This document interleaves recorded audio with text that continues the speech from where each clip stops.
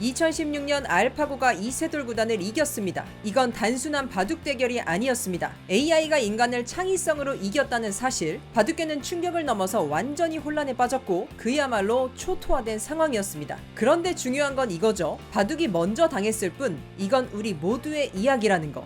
AI는 바둑을 통해 인간 전체에게 말하고 있었습니다. 이제 너희 차례야. 그래서 오늘 영상에서는 바둑이라는 업계가 AI에 정복당한 이후 겪은 변화들을 들여다보면서 AI 시대에 우리가 마주하게 될 질문과 생존 전략에 대해 이야기해 보도록 하겠습니다.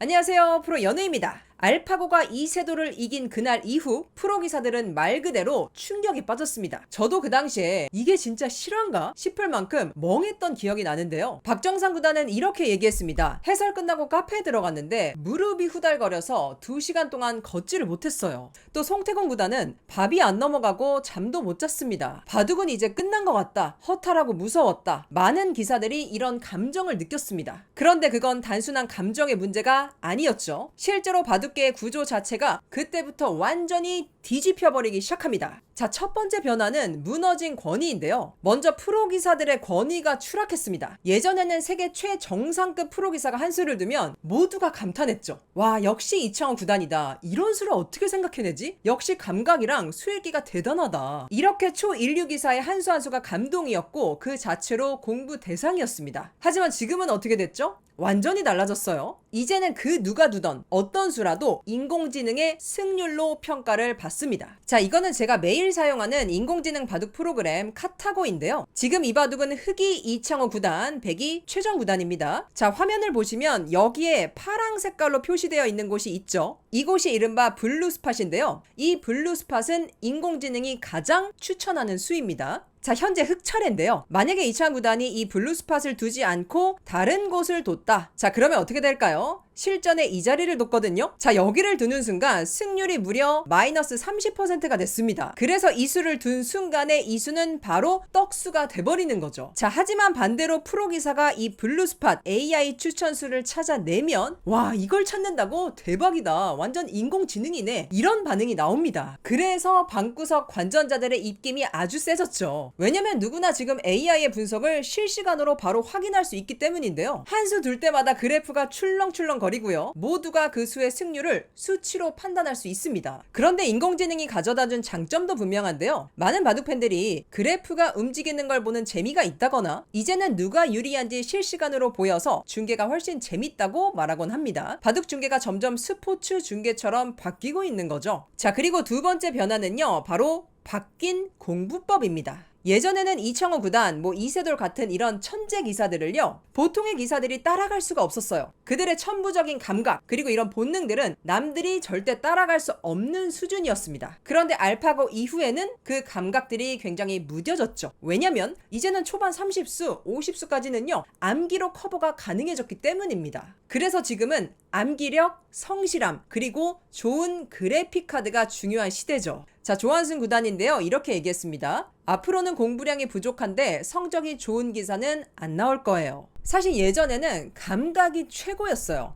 하지만 지금은 AI를 얼마나 잘 따라가느냐가 승부의 기준이 됐습니다. 이 알파고 놈이 바둑의 룰을 완전히 바꿔버린 겁니다. 자, 이런 변화 속에서 두 사람의 길이 극명하게 갈립니다. 바로 한국의 신진서와 중국의 커제입니다. 이 먼저 미래라는 책에서는요, 알파고 이후의 이야기를 아주 깊이 있게 다루고 있는데요. 기술이 인간을 압도하기 시작할 때 사람들은 전혀 다른 방식으로 반응합니다. 어떤 사람은 저항하고 어떤 사람은 적응하고요. 또 어떤 사람은 완전히 다른 길을 선택하죠. 자, 신진서와 커제는 어떤 길을 선택했을지, 자, 바둑계에서도요, 그런 모습이 아주 선명하게 드러납니다. 커제는 한때 세계 랭킹 1위였고요. 압도적인 포석으로 무적에 가까운 승률을 보였습니다. 특히 백도를 잡았을 때 너무 세서 무려 35연승을 하기도 했죠. 바로 그 강력한 초반 포석이 커제의 무기였습니다. 그런데 AI가 등장하면서 그 포석을 아무나 둘 수 있게 된 거예요. 그러니까 커제의 그 고유한 무기가 완전히 무력화된 거죠. 이후 커제의 성적은 점점 떨어집니다. 지금은 중국 내에서도 7위까지 떨어졌습니다. 자, 반면에 한국의 신진서 구단은 어땠을까요? 신진서는 전혀 다른 길을 선택했습니다. AI를 거부한 게 아니라 오히려 AI와 끝없는 대화를 시작한 거죠. 사실 신진서 구단도 처음에는 이 AI의 수를 믿지 않았어요. 그리고 따라하고 싶지도 않았고 좀 거부감이 있었는데, 하지만 신진서는 끊임없이 이 인공지능과 마주 앉았고요. 인공지능에 이해할 수 없었던 수법들을 하나씩 받아들이기 위해서 엄청난 노력을 기울였습니다. 자, 그렇게 AI의 수를 흡수하면서 AI로 공부하면 끝없이 성장할 수 있다는 확신을 얻게 됐고요. 그 믿음이 지금도 그를 공부하게 만드는 원동력이 됐습니다.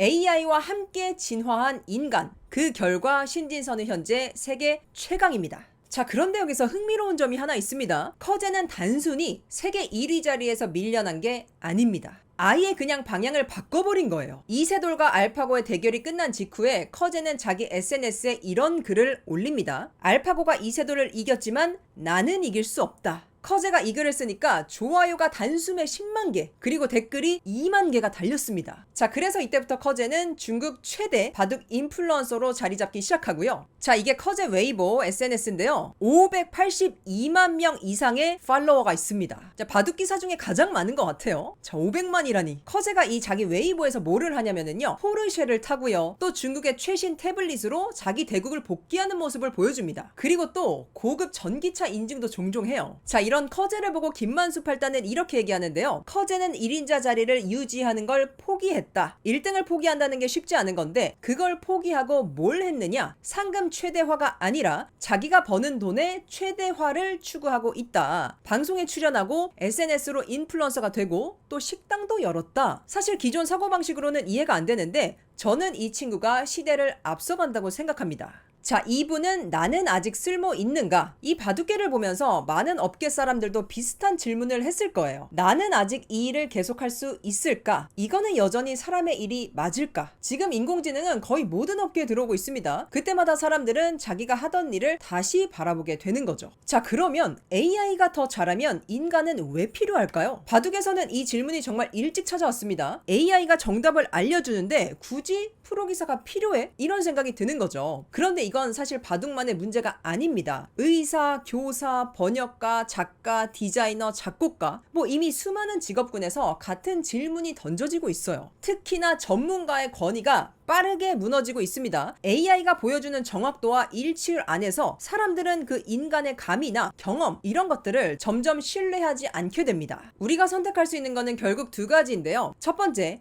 AI와 경쟁하던지, 두 번째, AI가 하지 못하는 가치를 만들어내던지. 그리고 이 질문은 곧 존재의 질문으로 옮겨갑니다. 이거는 여전히 사람의 일인가? 내가 하고 싶어서 했던 일인데 이제는 기계가 나보다 더 잘하게 된 순간, 아니 내가 이 일을 계속할 이유가 있을까? 나는 여기에 어떤 의미를 느낄 수 있을까? 이런 것들을 생각하게 되는 거죠. 그래서 기술 자체는 우리 삶을 편안하게 했지만 그 편리함은 동시에 공허함을 가져왔습니다. 실제로 지금 바둑도 그래요. AI 덕분에 바둑의 기술적인 부분은 엄청나게 발전했습니다. 하지만 팬들이 진짜 흥미를 느끼는 건 여전히 사람의 바둑이죠. 바둑 칼럼니스트 손종수 시인은 이렇게 말합니다. 승부의 과정과 결과가 아니라 승부하는 인간의 희로애락을 보여줄 때 바둑의 외연은 훨씬 더 넓어진다. 그리고 홍민표 구단도 말하죠. 팬들이 좋아하는 바둑은 사실 사람의 바둑이에요. 컴퓨터가 수학 문제 풀듯이 두는 걸 좋아하는 게 아닙니다. 프로기사가 실수도 하고 그걸 극복해서 역전하는 과정에 사람들이 몰입하는 거예요. 저도 여기에 완전 동의하고요. 인공지능이랑 두면은 바둑 내용 퀄리티는 훨씬 높아요. 하지만 너무 노잼입니다. 스토리도 없고요. 서사도 없고요. 감정도 없고요. 그래서 보는데 재미가 없어요. 그래서 사람들은 인간의 바둑에 열광하는 거죠. 그래서 AI 때문에 기술적인 진보는 분명히 일어났지만 그래서 프로기사의 가치가 사라진 건 아닙니다. 바둑은 여전히 사람의 이야기라는 거죠.